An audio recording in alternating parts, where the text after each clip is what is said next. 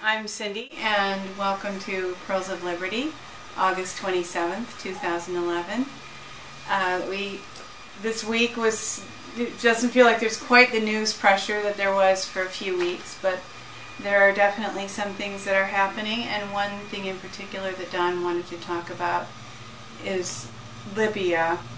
It is a very messy, brutal conflict, and there are a lot of underhanded, I don't want to use the word tricks referring to war, but underhanded tricks. Well, I think the main thing is it's not only brutal, but it's propaganda. It's filled with lies. We are seeing that only the news that it presents a certain viewpoint is what gets to America.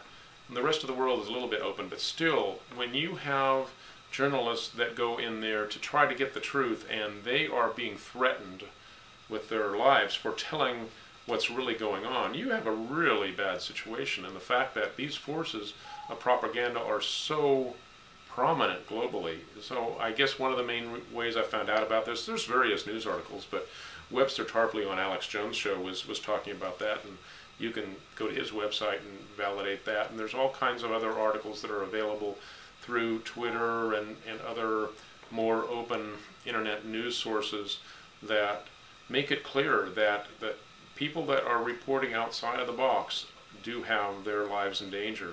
What's really going on is that these rebels are really mercenaries who are on the payroll for the military-industrial complex. And what's happened is this is dictator number 3 in trying to topple these Arab dictators, and what the military-industrial complex or the New World Order or whatever you want to call this military force that is so-called NATO, it's really largely United States, what they're doing is bringing in a Muslim Brotherhood burqa-wearing culture, and they're brutalizing and bringing down a very modern state. And Qaddafi's a dictator. There was corruption there, but he spread the wealth around more than most dictators, who seems to have really wanted to make the nation better. And the truth be told, it seems that Tripoli is a relatively modern city with a lot of modern amenities, but it's being bombed and brutalized by these people that are brought in. They're not rebels of that culture. The people in that culture are relatively happy. What's happening is that it's just time for Qaddafi to go for the plans of the New World Order. They're planning to bring in globally throughout and especially in the Middle East, a style of Islam that is revolting to Western culture, so that they can have this clash of civilization. So they have to set up this state in Libya and other places where radical or fundamentalist, whatever you want to call them, Muslims are in charge. And they're taking the society backwards in order to do that. And Qaddafi is fighting against that relatively successfully. They're trying to put out propaganda that he and his sons are gone or missing or dead, or they've captured them or whatever, and none of it is true yet. So this is a wily guy that has learned how to survive and understand some of the tactics that are used against them.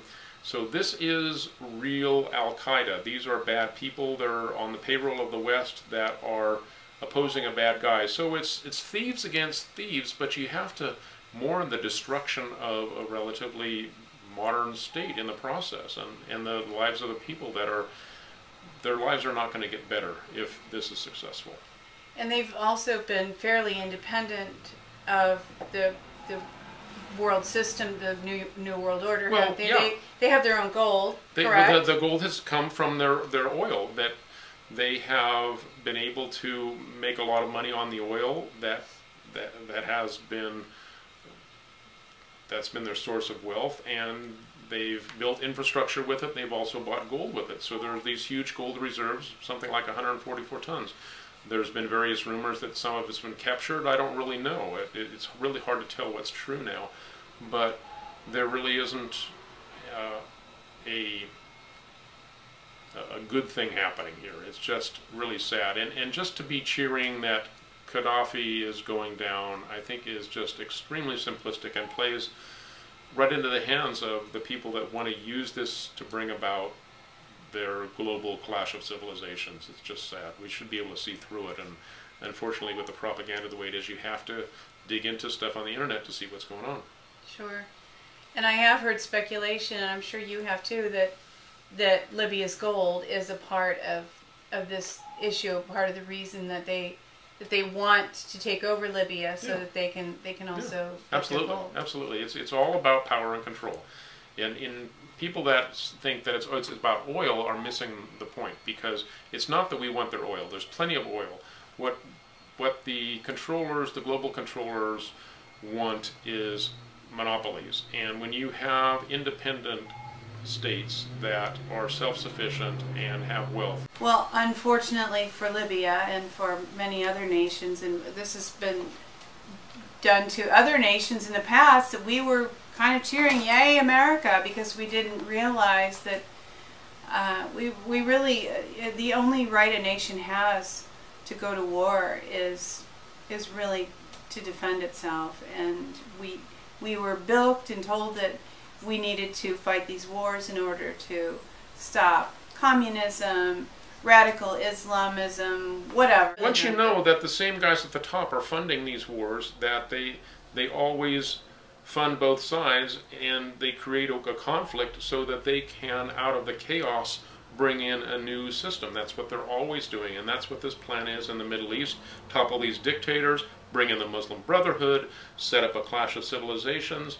You have to understand that these guys are criminals on the master global scale, and they're doing all this and totally utilizing the naivete of people who think that they're fighting for good. It's just sad once you begin to see it. And they're playing on our fear and causing us to hate people, and get us to kill people who aren't our enemies, so that eventually the easiest way to win a battle, a war, is to get the opposing forces to fight against each other. Yeah.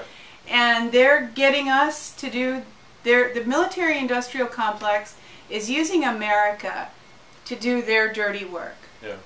And one of the saddest things is that, and we'll get into this later, but when you have people that ought to be joined together for the cause of liberty in however large or small of a group, that begins to fight with itself. And when divisions happen with people that should be united, that should be on the same side, that's just really sad. Yeah, absolutely.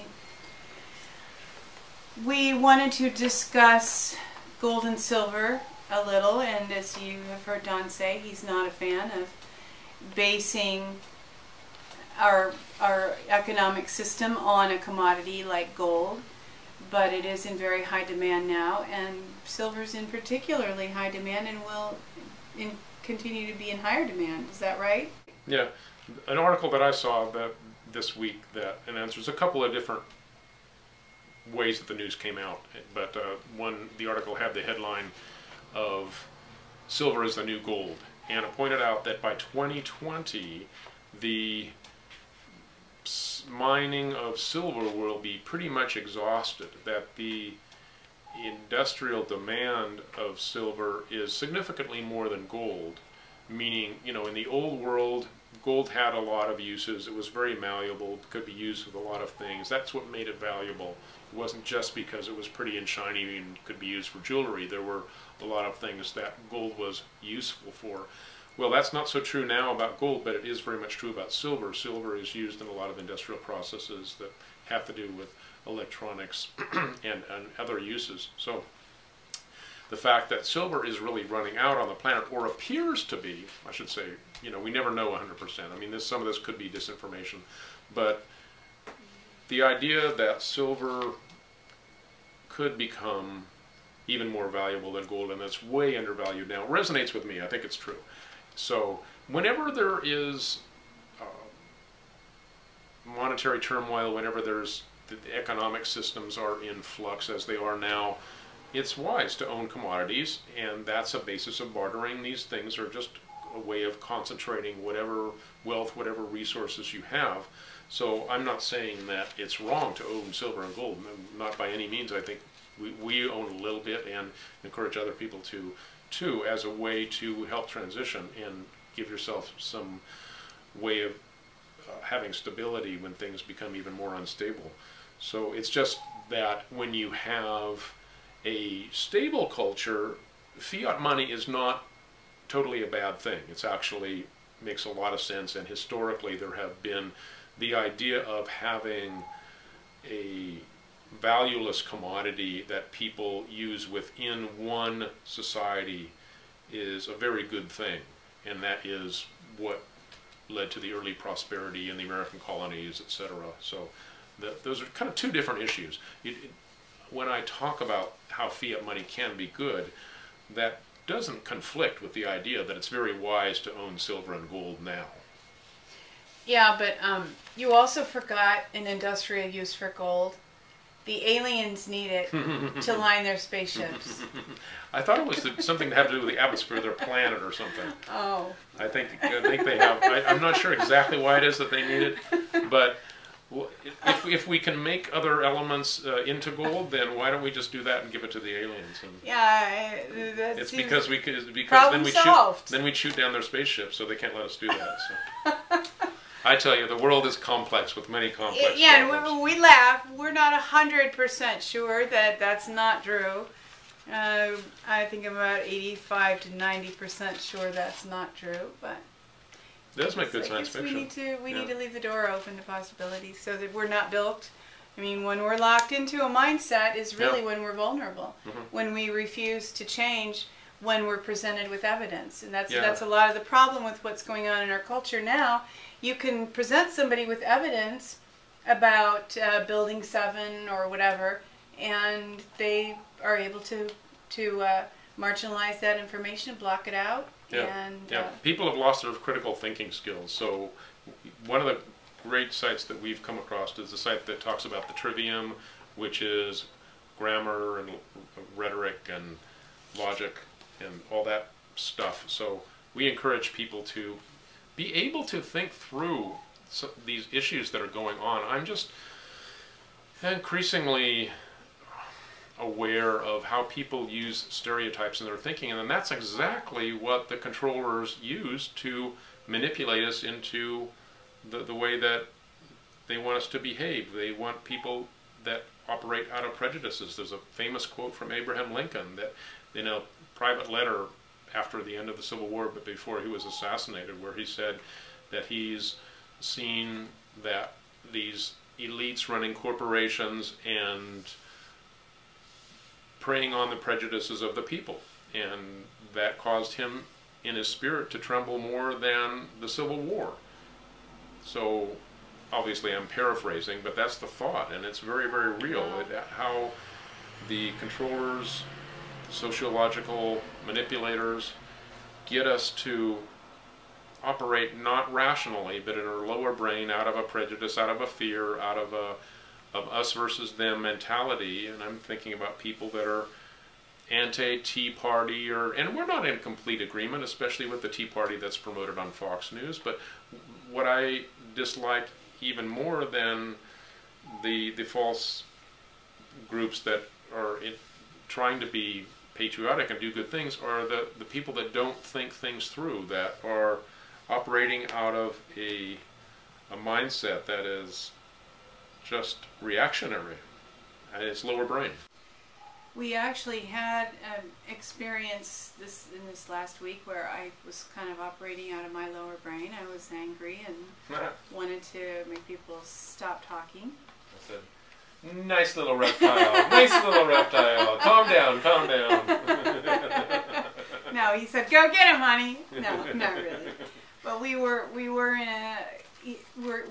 involved in an organization that hit a little bump in the road over the span of the last week. It began for us last Saturday, although there evidently had been a significant conflict before last Saturday. But last Saturday was when we learned about it.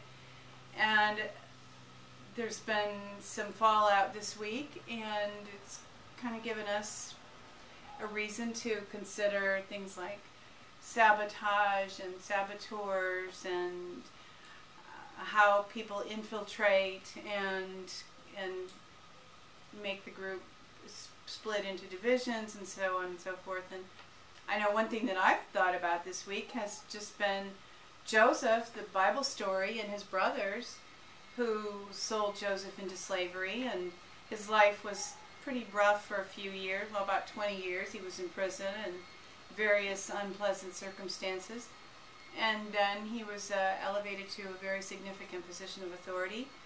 And when his brothers expressed regret about what they had done to him, he said, "Hey guys, you meant it for evil, but God meant it for good." And sabotage can be that way. Yeah, you have to look at it that way, because God ultimately is victorious. He only allows things to happen so that we can learn and overcome through them. And there are things that really are setbacks, but in the bigger picture, it's all part of a learning process that helps us to be wiser, to be able to see the splits coming before they happen, and help people to recognize, because we can see the underlying framework that we couldn't see before, that kind of thing. But this does happen, and one of the scriptures in, I think, either 1st or 2nd Corinthians, where it says, there must be divisions among you so that we can see who God is with. And there is always a pruning, there is always a shaking going on. And I guess if I had to say just one off-the-cuff way to recognize things, it's hardly ever the person that appears to be the strongest, or the person that has the greatest gifting, that comes out the winner in God's sight. It's almost always the apparently underfunded or less glamorous group that has the favor of God, because they know it's not their own strength. They know it's not their own gifting, speaking ability, charismatic power, whatever. But when you're in that kind of a spot, you know that you need to depend on God, and that draws the favor of God. It just does. So whenever I see bullying tactics or intimidation tactics, or wanting to use a position of strength to your advantage to marginalize the other people, I take a step back from that and I say, I don't know if I want to align myself with that, because I don't think that draws the favor of God. That's a very good point. And another consideration is, I think there's a tendency in most of us, I know in myself, I don't want to be duped. I want to be wise as a serpent. I want to be as innocent as a dove. But I don't want to be duped. But when we take a look objectively at many significant, even very small groups of people throughout history, there were saboteurs, and God turned that to good in many cases. So the most obvious example is Judas, who was one of the 12, handpicked by Jesus. And I guess that proved Jesus wasn't a very good leader, huh, if you picked that guy. Well, there was also George Washington, who on his 12-member cabinet had, I think the cabinet was 12-member at that time. Alexander Hamilton was one of his close advisors and a member of his cabinet, who of course was an agent, or was a Rothschild agent. Yeah. So and that doesn't mean that everything about Alexander Hamilton is bad, but otherwise, and that's the way it always is you always have good qualities that are mixed with bad, and people that sincerely believe in the purpose of your organization, your country, whatever it is, but they have another agenda that they believe, maybe sincerely, fits and is a blessing to you, but ultimately, does it align with God and His purposes? That's the real benchmark there. And people may even think that they do, but yeah, that's That's why it's so important for each of us to be in continual fellowship with the Lord and judging these things by the heart. And I think to shy away from the confrontation, because it's hard, it's rarely ever black and white in that this person is bad. It's almost always a mixture, and and you have to let God do the weeding out. And there's the parable of the wheat and the tares, where Jesus said, "Let them grow up together," because you may pull out the wheat with the tares when you try to do it before the harvest. It's in the thrashing, in the wind that blows the tares away because they're lighter. That's how it happens. You have to let the natural process take its course, and that's kind of what we saw with our with our organization. And that's the way it does seem to happen historically. So I guess in one sense, if you try to save things, that it's best to just let people go if they want to go, instead of try to put a patch on it, because down the road there will be another issue. And so, but if you're in small groups, beware. People are not all who they appear to be. We just learned from our local Tea Party leader, Heather, that there is an organization that's going to be studying tea parties. And based on some of the reading that I've done of some of the mind control slaves that wrote books, Bryce Taylor and Kathy O'Brien, Bryce Taylor was used to go into situations, have conversations with people. She had programmed into her the ability to precisely record the tones of someone's voice. She would parrot the tones back to Henry Kissinger, and the voice would be analyzed for weaknesses. And this was like 20 or 30 years ago. This was in the 80s, yeah. So, do you think that this technology has stood still? Do you think that these are very rare people? I don't think that every other person is a MK Ultra mind control person, but that this is real, and there are, and what's the percentage of people that are in Illuminati? Is it something like 1 in 100? 2 to 4%. Okay, even higher than 1 in 100. That I think Svali said, somewhere between. Yeah. So this stuff is real, and it's very unwise to be naive about it. You have to trust God and let Him lead you into whatever circumstances, but there probably will be agent provocateurs, saboteurs. Whether or not they're conscious of that, they probably aren't.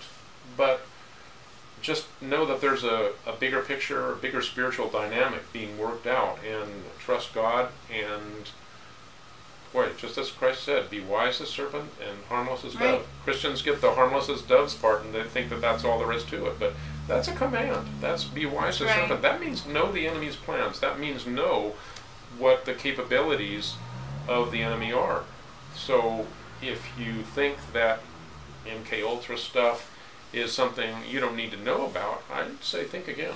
Absolutely. And when you mentioned that some may know that they're agents and some may not know that they're agents, those who don't know that they're mind controlled, programmed, even heavily suggested, whatever, they would be more effective because they can blend in better because they believe what they're doing. They believe that they're being honest. They don't know that they're lying. I'm thinking of another phrase from Scripture where is it Paul that's saying, "Mark those that cause division among you and avoid them." So withdraw your consent when somebody seems to be promoting division. Just pull back. Don't fuel it. A major tactic of the enemy is always to get you to come into the fight, to engage when you probably should not. It's probably wise to avoid, at least in the early stages, the fueling of the fire. Yeah, that's probably good advice. Except when you every situation is different. Except when you're going to confront a city council about smart meters. Yeah. Then you should. Right. No, and that's totally different. Right. When you know you're there, for a direct... there's a purpose for Right. confrontation, but what I'm talking about is when you're in an organization. Within an organization that's for a purpose that you believe in, and then there comes division within that organization. You want Sure. to not give fuel to those. And of course, if anybody that's interacted with me online knows, I can be confrontive about specific logical points online, making points. I think there's a strong break between libertarians and neocons. I see it clearly. And I want to help other people see that break. So I'm not talking about that. I'm talking about more along the lines of tactics, and when you see a fracturing, that's almost something to be avoided. But it's all on a personal basis. You have to be who God created you to be. Well, I suppose if you're a leader of an organization where this kind of a argument, division, whatever, surfaces, it's probably wise to, I'm just guessing here, it's probably wise to stop the meeting, separate the injured parties, or the people who consider themselves injured parties, get them out. Let them talk privately. I don't think there's usually a reason to involve the entire group. Do you? Mm-hmm. No, and I think you want to defuse the emotions, because when emotions start flying, people feel like they need to start choosing sides, and then they're reacting out of their lower brain. They're not reacting out of their reasoning, and that's almost always a bad thing. If you can have a logical debate in the upper brain, the cognitive processes, where you're looking at alternatives and saying, there's this position, that's a great thing. That's a wonderful thing for a group to work through, because you'll begin to see that there are people that are holding these positions for valid reasons, and you'll learn from one another.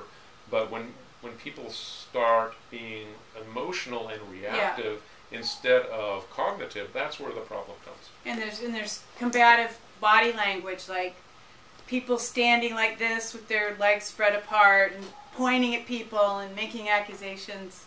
Right. Not good. So, and once we've mentioned before, in even going back to the analysis of personality based on voice prints, if we behave predictably, we will be a lot more vulnerable. If we can remain cognitive and not give the knee-jerk reactions, if we can be unpredictable to some extent. Yeah. You might think that being predictable means being logical, but it's the opposite. Being predictable means being emotional. Emotional reactions are very predictable, and cognitive processes that follow logic based on evidence that's gathered, that actually is much less predictive. It's kind of the opposite of what you'd expect. That's great. That's helpful. And we wanted to talk a little bit about Ron Paul, because we both know that we both know he can't win. Yes. We'll argue about that. No. Actually, we believe quite the opposite, that it is very possible for Ron Paul to win, and might be the most positive thing that could happen to our country.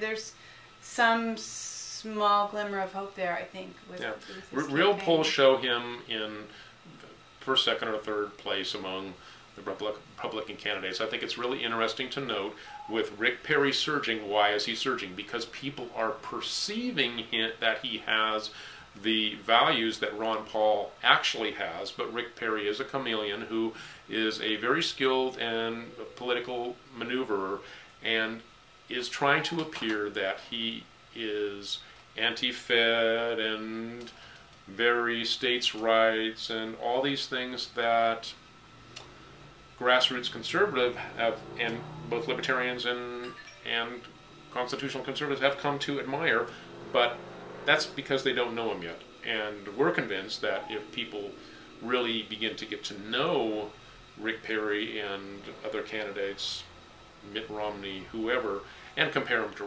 Ron Paul, they'll see a great big difference, because Ron Paul's the real deal. He's been holding constitutional positions in the trenches for over 30 years. And I'm concerned about the shallowness of the American people, which is, of course, is exacerbated by the mainstream media, and I include Fox in the mainstream media, that is based on sound bites that have to do with impressions and appearances. And again, here we're talking about the lower brain, the reactivity. That's the stuff that that TV, news media, including Fox, loves to fuel. They'll do stuff that'll get a rise out of you. They won't let you get into serious analysis of the positions. When was the last time you saw a program on TV that analyzed candidates' positions and then built something like a matrix for you to show who stands where?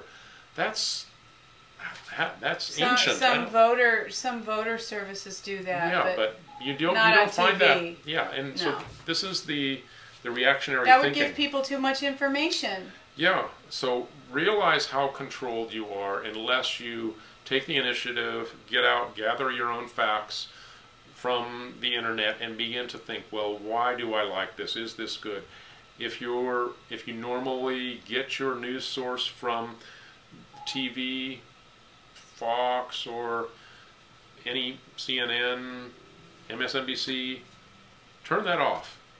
We hardly ever watch that kind of news anymore, and just start researching things on your own through the internet.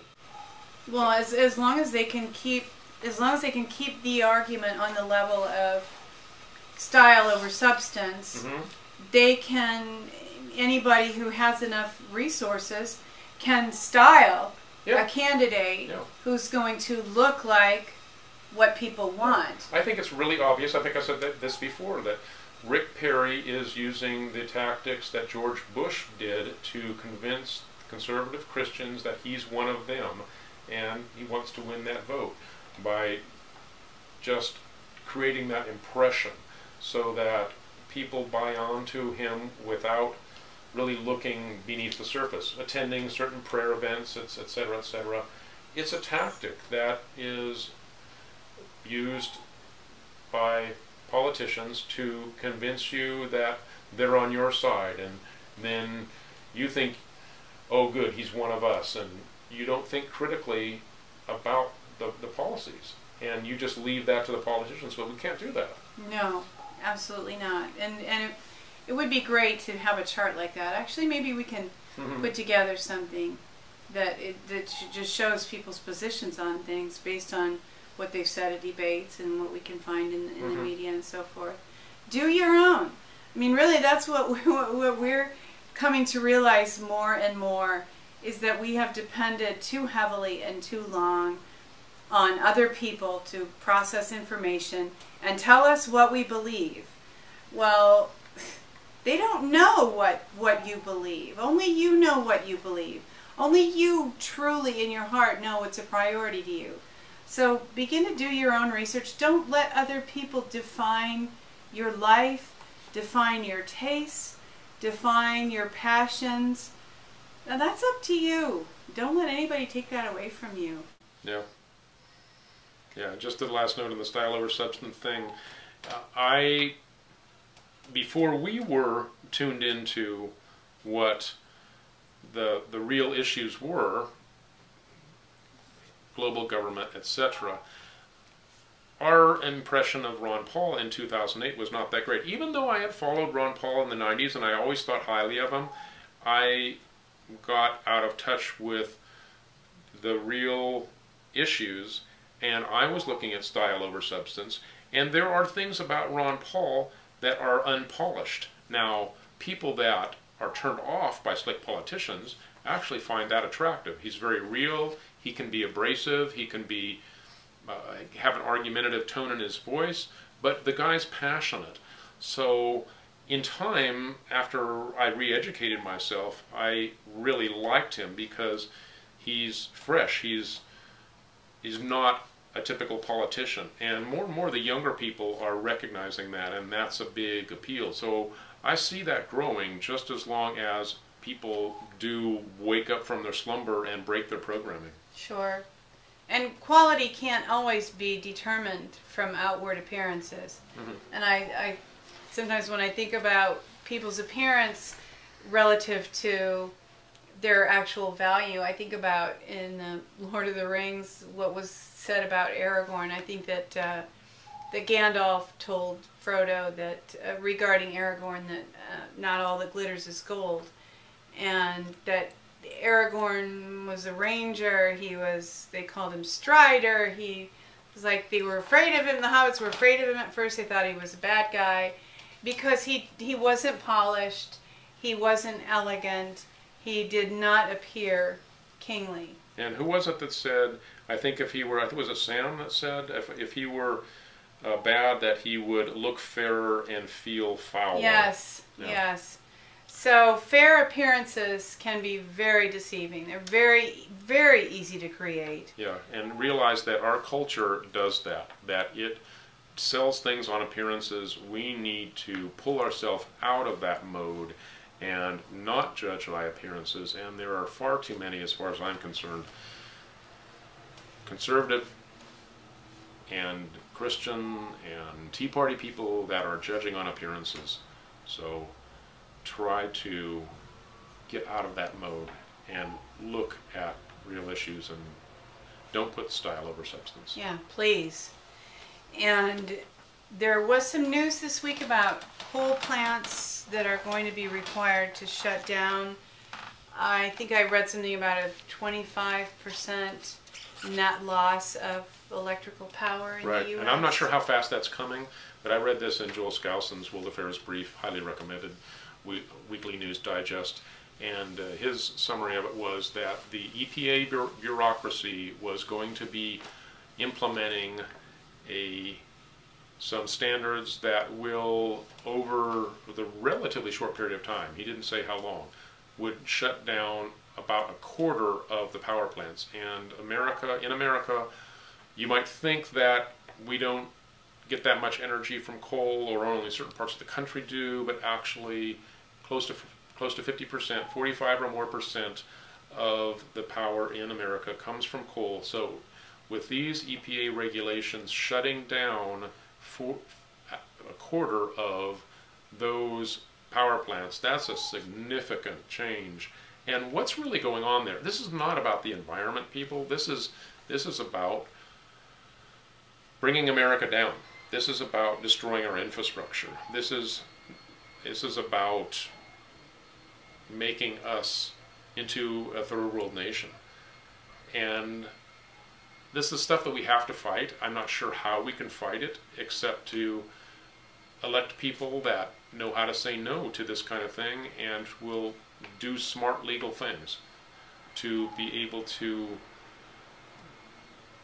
get rid of the EPA, red tape, bureaucracy, cut through the sham.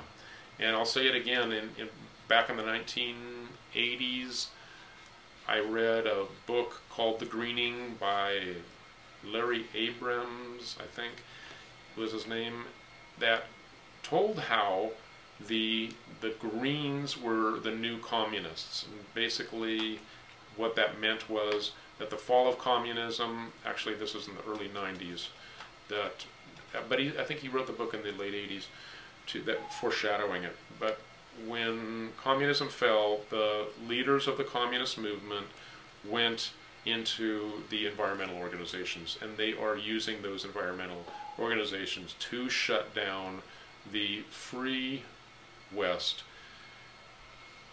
industrialized countries, and to bring in a tyranny that enables these people that have a control mindset to be able to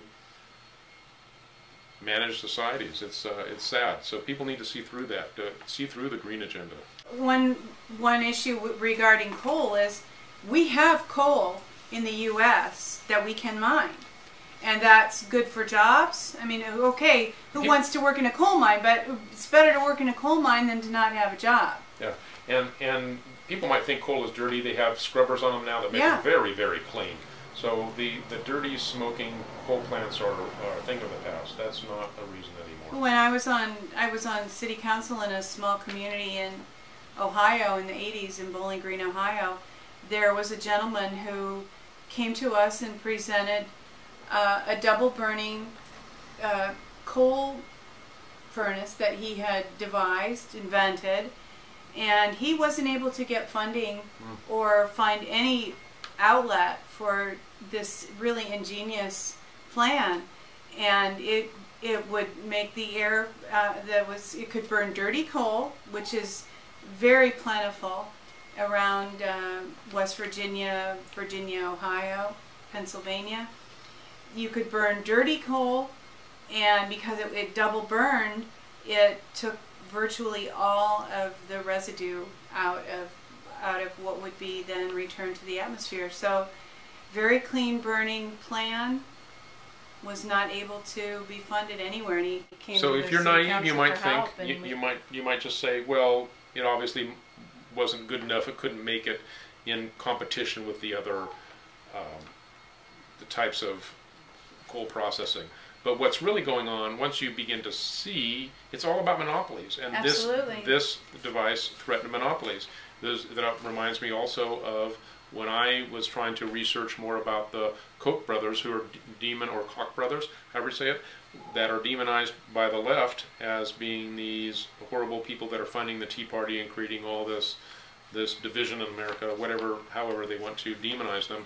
I learned that the way that the Koch family had gotten their money was from the father of the brothers now, the libertarian brothers, where he developed a refining process for oil that was far superior to what the Rockefeller, Standard Oil, and other American oil barons were doing. And they blackballed him out of the refineries in America. He actually had to find and he was an engineer, so his engineering expertise led to developing this device, and he could only use it in Russia. They opened the doors to him to be able to use this thing.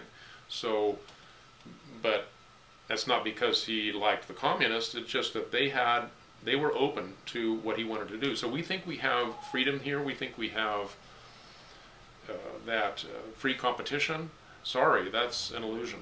yeah, I would far rather live next to a modern coal plant than near an oil refiner.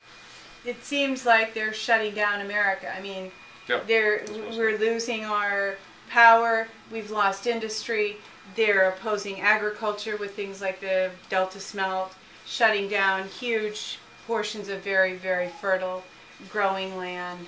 And in the California Central Valley. yeah, and it just feels as if they pretty much just want to squeeze us out of existence. Yeah, environmentalism is just an excuse to shut things down, and America needs to be shut down because we can't have this liberty and freedom and a prosperous people when the managers of the planet want to bring in a global government. We can't have people that are too prosperous or too free. We have to be brought down. So be prosperous and be free. And Dr. Noah joined us this morning and was talking about diabetes and how type 2 diabetes is curable, but there are all sorts of new, very expensive and dangerous drugs. So here's Dr. Noah. Here we are, back again. It's been a while, Dr. Noah. Yeah, it's been a little while. Good to see you. I know you guys were busy doing some other things, so that's nice. So I thought we'd kind of go back to where we've talked a little bit before about diabetes, especially type 2s. Epidemic, terrible type of thing, and the frustration is that it's curable. And so there's so many people, and so it just really kind of got me all fired up again. We did some earlier videos where I think Cindy was probably afraid that she was going to have to throw some cold water on me or something. I was getting kind of pretty hyped up here. But, publications like this, diabetes forecasts, this is what people that have diabetes, and, it's supposed to be informative type of information here. And what kind of struck me is a special report, The Cure, What to End Diabetes. And when you go to it, I mean, it's all about drugs. And they don't talk anything about natural things. And Cindy and I were talking off screen. Let's see if I can find it. Yeah. So there's a cure. Tragic. Yeah, tragic. is this is a big industry. Yeah. This is like the cancer industry. They don't want diabetes. As you they don't want to look through here, there's people that do glucose monitors, billions of dollars. Yeah. Because you have to monitor because the drugs can kind of kill you. Oh, how about diabetic neuropathy in your feet? Well, they got a special whole industry for special shoes you have to buy that are $200-300 a pop. Oh my goodness. Then we go, and of course everybody has to raise money because the money that they rip off people for this crap that doesn't work, they try to dupe these people saying, oh, you know, let's walk, let's have fundraisers. We all have to pay for it. Oh, not just through taxes, right. but we all have to feel guilty about somebody else being sick. Have diabetes. And give them money to feel better. You are a red strider? Yeah. Step out, walk to stop diabetes. Well, let's not walk. Let's actually just stop diabetes by doing the right kind of care. And then you can walk to stop diabetes, but you have to go for a walk, right? Exactly. And of course, then it's all filled with drug type of advertisement. And here, here's a happy guy. Today I took steps to balance my type 2 diabetes. Today I chose a balanced diet and talked to my doctor. And so. See, they're talking about diet. Yeah, exactly, So. and that's the end of the story there. Heresy, heresy. And then, of course, the drug that doesn't work very well, and then we have to worry about all the side effects like headache, drowsiness, weakness, dizziness, confusion, irritability, hunger, fast heartbeat, sweating, and feeling jittery. Well, that's okay because there are drugs that counteract that. Oh, yeah. So that's kind of good, but upper respiratory infection, stuffy nose and sore throat, headache, stomach upset and diarrhea, swelling of hands and legs. What a deal. And I was just thinking, man, who on earth would go to an auto place, puts in an additive to try to get maybe 2 more miles per gallon, but blows out the catalytic converter and causes the engine to seize up? I mean, those people would be thrown in jail. That's what drugs do all the time. Terrible. Yeah, has a little bit of benefit, but now it's created 5 new type of problems, and then everybody has to pay for that. Well, those symptoms, those side effects are virtually all the symptoms, except for maybe fever and rash, that you would ever have for sickness, right? And you get them all in one package. And then they have the gall to claim that people that are telling people it's curable are quacks. Exactly. We'll go through the science, the real quacks there. And then they have to hit the minorities. Here's if you're Latino and Hispanic, you too should be duped into having this crap done for you. So they like to, Now, does the average person with diabetes look like that? Oh, of course, everybody's beautiful and charming and wonderful. And svelte, right? Yeah, and that's right. Well, just like all the drug people don't get diabetes. Well, and when you watch drug commercials, those are all paid. Different types of actors and actresses that don't have a problem, but they look really great. They're handsome, beautiful, and that's what they're trying to do. Is they're trying to sell you this subliminal type of thing. You take this drug, you too will be young and beautiful like these people here. As we talked in an earlier type of study that just came out from Columbia, kids that watch a lot of YouTube, MySpace, and Twitter like that have an increase in terms of using drugs because they go to websites where that's once again glorified.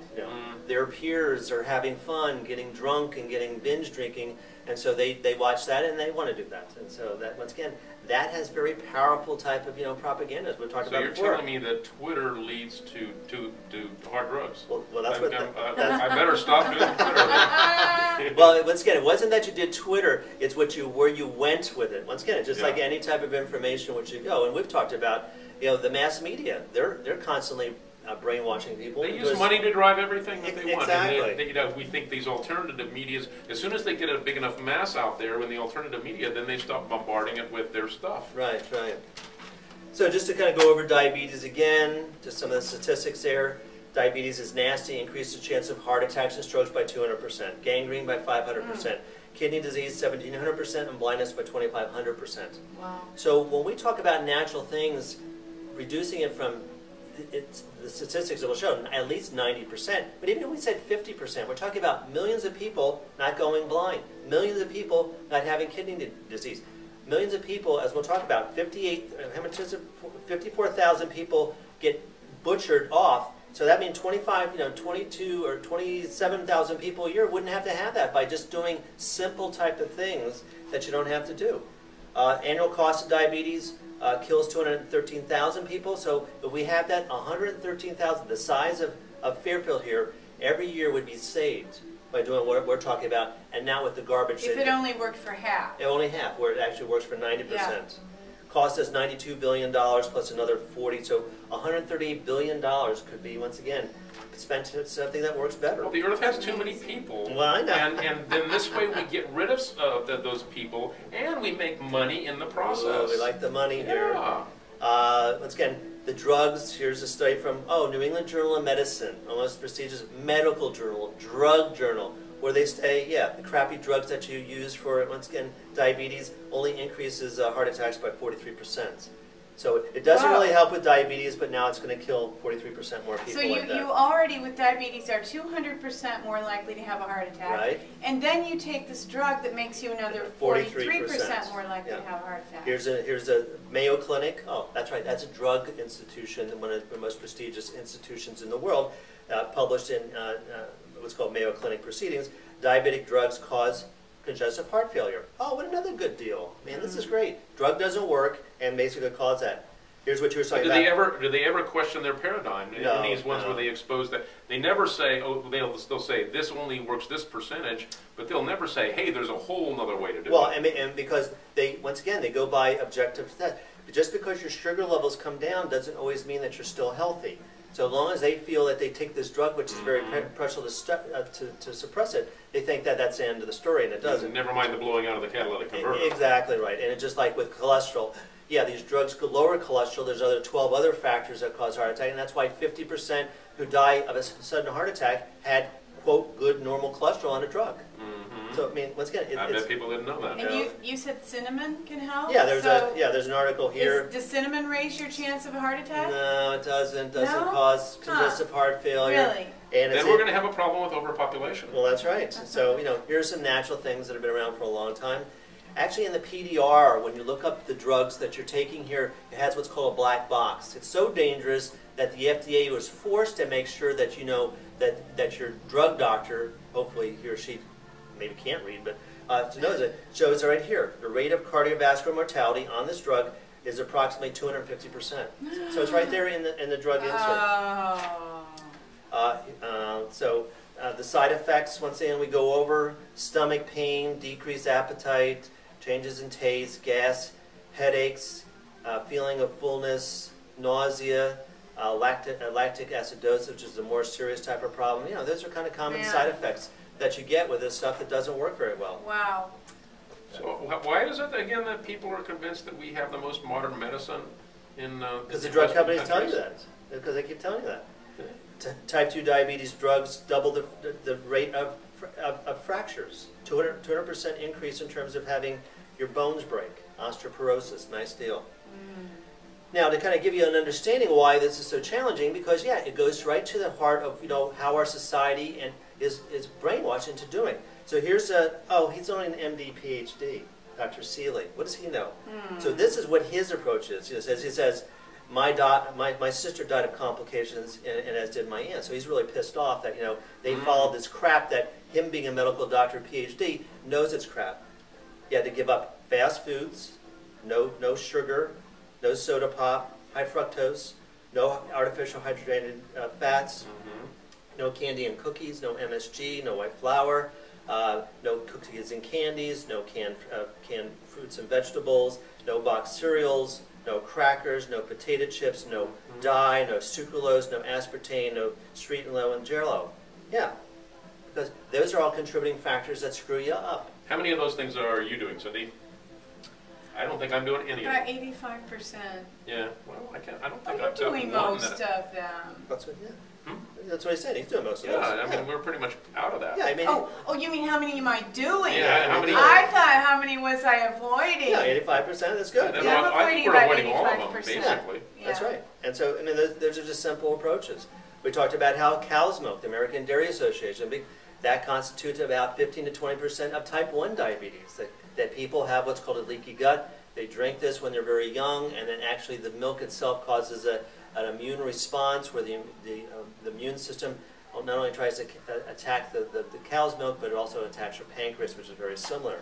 So you never hear that in terms of helping. Regular milk is a dead food. Wow. So then we go through the science. New England Journal of Medicine, lifestyle changes better than drugs. Peer review, one study correlated increased mortality, showed increased prevalence. So no, that's not what I want.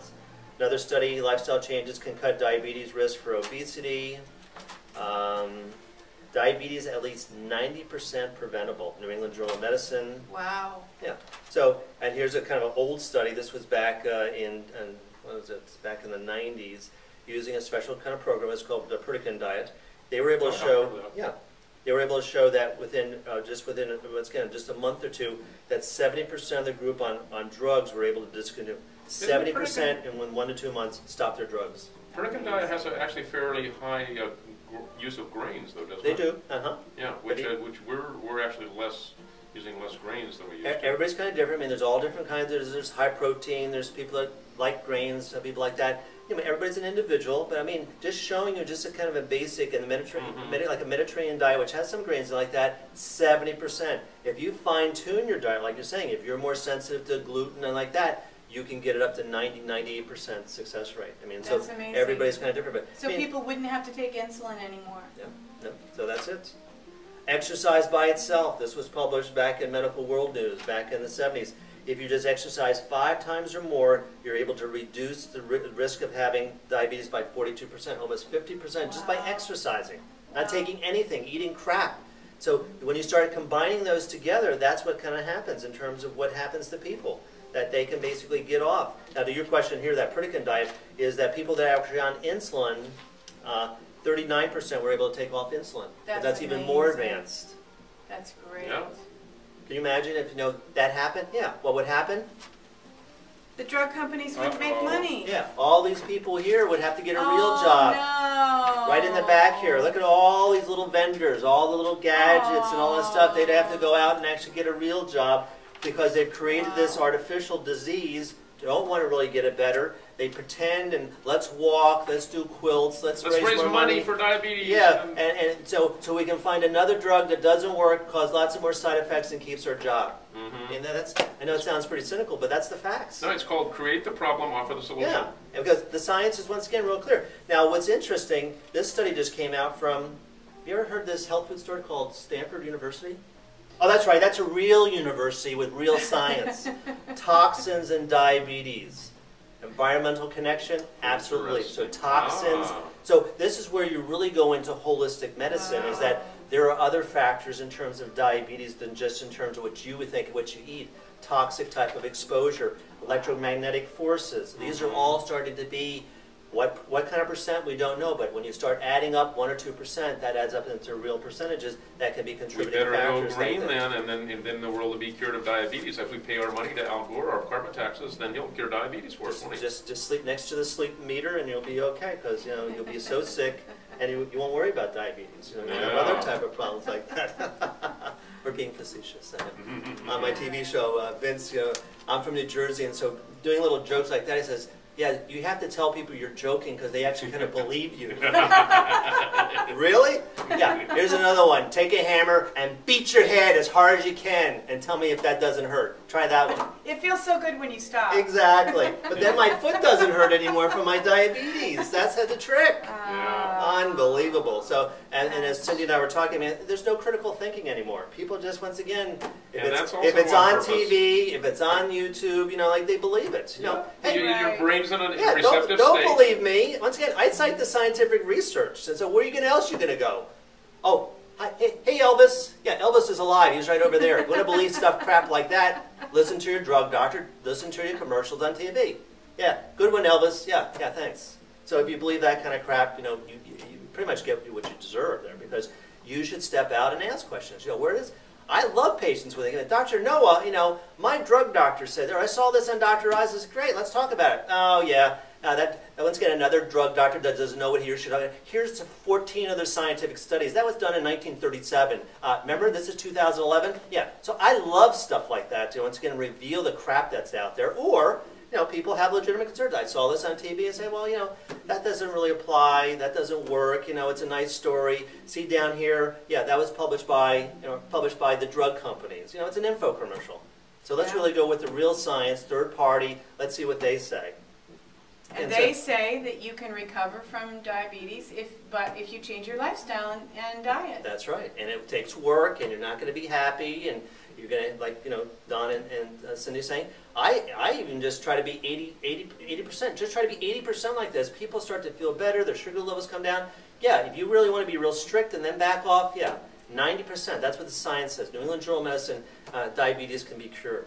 I think it's actually higher than that. But, once again, 90% of people with amputation, when they rather had their limbs, it didn't have to happen. The people that went blind, the people who died, the hundreds of thousands of people who died that didn't have to, if we just did 50% of that, people, if there was a drug out there, people wouldn't be knocking down their doors. They'd be spending $400 or $500 a month to have that. This is all within your grasp of just changing your lifestyle. You have to eat, you have to move, that's as easy. And it doesn't even have to. You don't even have to have diabetes to benefit from this. That's for sure. Well, I mean, but say that fact that what is it that if you have a certain amount of sugar, it does what? Shuts down your immune system. What is it that just having some sugar does? 5 hours after you eat any type of sugar, your immune system is suppressed by over 80%. So, wow, that's incredible. Yeah, but that's the beauty. That's great, Don, because that's exactly right. This doesn't just help with diabetes, heart disease, cancer, osteoporosis, autoimmune diseases, just general functioning of well like this. That's why this is so scary. You change this, this doesn't just spin off and just destroy the diabetic industry that's making money, then the cancer industry impact. We then the diabetics, once again, are higher propensity to have cancer. So now the cancer industry is going to get socked by not having, oh God, we don't have any cancer patients, but $300,000, what's going on? Oh, that's right, amazing. They're listening to Dr. Noah. Well, we hate him. Because now I'm going to have to really get a job and help people. Or the osteoporosis that kills more women than breast cancer and cervical cancers combined. How about the dementia? All those type of things. When you change your lifestyle, all those things benefit. When you take a drug, at best, it helps a little part of one of these big disastrous things. And that's why this is so frightening. Because when you change this, all these other things start to go away. Arthritis goes away, different types of allergies go away. I mean, we're talking about hundreds of billions of dollars that wouldn't have to be spent by just, once again, you got to eat. So yes, it costs a little bit more, but it's not like, you have to go out and, I joke on my TV show, you have to climb Mount Everest naked in the snow to find this little herb like that. Yeah, you change your lifestyle. Yeah, and then there are natural things like you're saying, from herbs like from cinnamon. So yeah, why don't you sprinkle a little bit extra cinnamon on your plants? Now, the studies that have been done are very high concentrated, but adding a little cinnamon, won't hurt you. So those are the factors that are necessary in terms of doing. Yeah, we talked about just by exercising, you're able to reduce, diabetes almost 40 to 50%. Those are the factors that are once again scientifically proven. Mm-hmm. Amazing. Plus, you sleep better, you have more energy, you look better, you're happier. Once again, okay, now that the antidepressants, they're going to have impact. You're going to have, is that the FDA? Okay, no. so at least they're not at the door. No, not yet. We're safe for the moment. No, that's one of my lookouts. They're telling me they're coming around the corner here. So that's the beauty done, and that's exactly what I really get. When you change just like this, other things start to benefit. But will my insurance pay for it? Oh no, that's the most important thing. Assume responsibility. And the insurance companies are in bed with this too, because who's going to spend $12,000 to $20,000 a year for problems that can go away? When I went to, like what we were talking earlier, when I was a kid, we didn't have insurance because when you went to the doctor, it was like under $100 or so. Mm-hmm. Now when you go to the doctors, $500 here, $700 for the test. That's because the doctors are so much smarter. Well, no, that's right. They're making more money. And then if you go to the hospital, they're better cognitive. Yeah, exactly. You go to the hospital, it's hundreds of thousands of dollars. It's just nuts. So that's what creates the fear. And then of course, hey, we have an answer for you. We have insurance. Yeah. You pay $1,000 every week. Of course, they don't get a month. Comes out of your paycheck, so you never see it. So it seems to be kind of painless. And that's done every year. It keeps going up, and everybody walks around like everything's kind of free. Now, that once again, that's the joke. Yeah. Because people say, well, Dr. Noah, the insurance company, they don't want to do that because if all of a sudden diabetes was gone, and that's what you're scared about, why would you spend $1,000 a month for crap? That would be amazing. Because that $1,000, 40% goes to the insurance company. What do? Nothing. That's right. Do paperwork. That's right. If you take care of your body yourself, all you really need is catastrophic insurance. Exactly right. For an accident. But everybody should have that. Mm-hmm. That's right. Exactly right. Acute care trauma, which is called it, which only constitute about 22% of the whole overall sick care system there. So it has a part to play, but it's only 22%. We're spending all these other trillions of dollars that once again are wasted. And your premiums for acute care goes down to like almost $100 nothing. a month or Yeah, something. yeah. Because it does happen, but it's pretty rare, and but we're paying for all this other crap that doesn't work, and it keeps getting worse, and people get more afraid, thinking I got to have that, and so they pick jobs that they really don't like because they got coverage. Well, why don't you take care of your health and get a job that you like doing? Yeah. Because that's the most important thing in life. Not going to work. Yeah, 80% of people hate their job. I mean, what kind of life is that? And which contributes to stress, causes you to become sick. And it's not a good thing. That's admitting you're a slave. There that's are right, none exactly. so enslaved as those who falsely believe they are free. That's right, exactly. So, wake up, people. That's it. Be free, for real. Thanks, Elvis. Nice seeing you again. Thanks for inviting me back. Thanks so much. Thank you, Dr. Noah.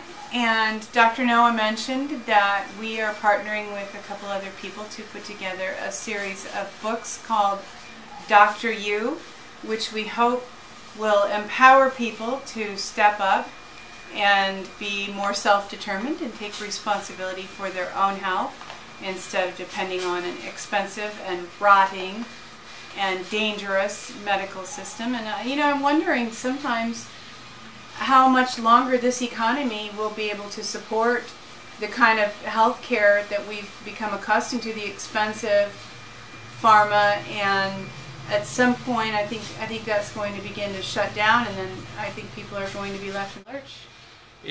That's a tough call to know how the behemoth is going to behave. And we have big pharma, drug, and health industry, but I see that as being something that the beast wants to keep alive. So I don't think it's going to go away.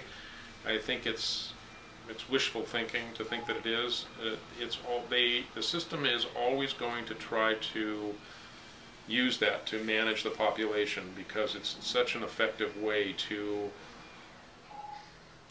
actually control the people. Sure. through illness and management. But education and personal responsibility breaks people out of that. So that's what we want to encourage. People can actually go to our new site now, right? The Dr. You. It's drletteru.biz. Sure. And check it out. And we just have one thing up there now, the hernia procedure recommendation. Then the whole idea of the site is taking charge of your own health and learning and caring yourself. That's why it's called Dr. You. That's you. You can be your own doctor. Absolutely. Years and years ago, Dr. Mendelsohn wrote a book that I read called Confessions of the Medical Heretic, and he said in it, you can easily know more about whatever condition you have than your doctor, because he's spread way too thin. And on top of that, I would add that the orientation of most doctors is the pharmaceutical industry, which will not get to the root cause but only manage the issue or disease and get you into the not cure but management, and it's costly. So it's up there, check it out, and we're excited about it. Yeah, sure. Find cures. At least very, very effective treatments. I'm not sure if we're allowed to say cures. Right. But they are, virtually. So that brings us to our Pearl Culture segment. And we saw a couple films this week. One that Don watched was George Carlin, right around the time of 9/11. And I just happened to be pulling up something to watch for a little amusement before I went to bed, and happened to pull up an old George Carlin stand-up comedy that happened to be right after 9/11, and I thought it was interesting what he said with the 10th anniversary of 9/11 coming up, and he said, well, there's this elephant in the room and we might as well talk about it, because if we don't talk about it, then we're just being controlled in the background by this change that's happened. And he talked in a satirical, comical way about the position that you might remember as being very commonly promoted at that time, how we had to go out and buy things, and so that the Muslims wouldn't win, because that would prove that we were still free. Whoa. So, yeah, you remember that mindset? That was actually really, really strongly pushed. And once you see it with 10 years of hindsight, it becomes really relatively obvious. And if you know that the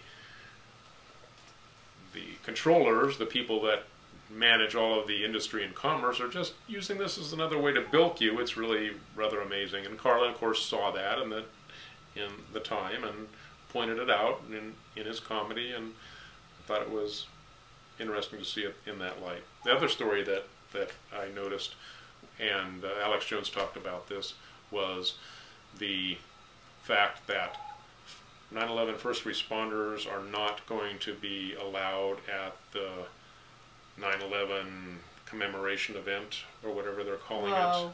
That is just so unbelievable. And the reason is that these are people that have been brutalized by the system, and they see the lies, and many of them have actually become 9/11 truth people that know that, however you want to put it, rogue elements of the government or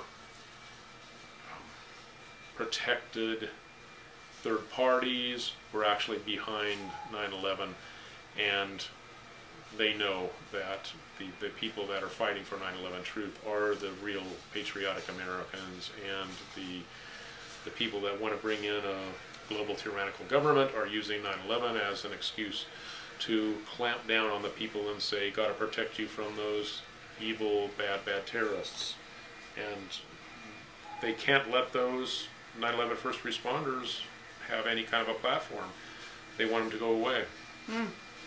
Well, there are going to be some great commercials that will be aired around the time of the anniversary of 9/11, and we'll put those links up because they're available to watch online now.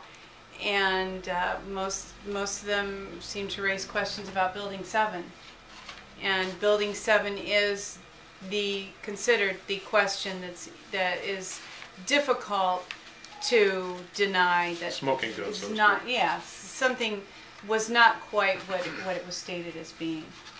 Yeah. So we also saw a film called Heaven with Cate Blanchett, and it was interesting due to the fact that she was seeking justice outside of the justice system where she felt she had not received justice. Yeah, this was an independent film, even though Cate Blanchett is a main big star actress. It was an independent film, I think made in Italy, and some of it was with subtitles, but some of it in English. And it was basically about her trying to get justice by killing somebody that was protected by the system but was an evil person. In the process, she accidentally kills people by setting a bomb that got moved, and then that, of course, was very tragic. Overall, I thought it was interesting, but I can't help wonder if even in this independent film that there's some seeds being planted that to encourage people to take matters into their own hands as the system doesn't give it justice, and making excuses for being violent, for doing that kind of things that really is, I think, you want to leave justice to God and not, take it into your own hands. And it was glamorized, what she did, even though you saw a downside to it. You saw how she had to go into hiding, and this man that loves her helps her, and they make an escape in the end. I'll get away with the movie. But it's not clear. It's really, I don't think it's clear. It's kind of an allegorical, and I'm not sure that they... Well, because so many people were looking for them, how far would they get? You don't know. Well, I'm not even sure, no, I think I'm not even sure that it was meant to be an actual event at the end. I think that the whole end was allegory. It's called Heaven. Yeah. Yeah. So, we'll let you watch it for yourselves and email us and tell us what you think. Good acting, interesting scenarios, and worth watching. Yeah, great, good. So I think that's all that we were going to discuss, unless there's something else that comes to mind for you. No. Okay, well, thank you for watching this week. And the Lord bless you this week, and stay free. Or become free, as the case may be. Right. Break out. Break out of the matrix. Yeah, break out of the matrix. Thanks.